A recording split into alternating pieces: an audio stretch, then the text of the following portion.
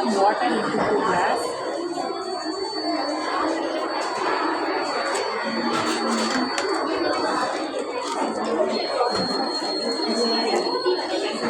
Add the salt into 1 glass. Mix it.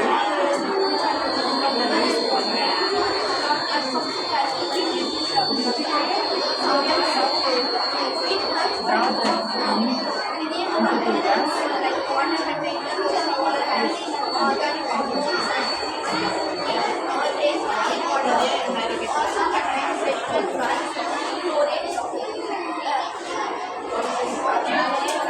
Salt water has more density than normal water. They blend at the top of the glass.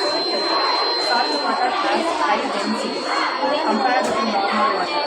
So ink flows in salt water because the ink of salt water is lesser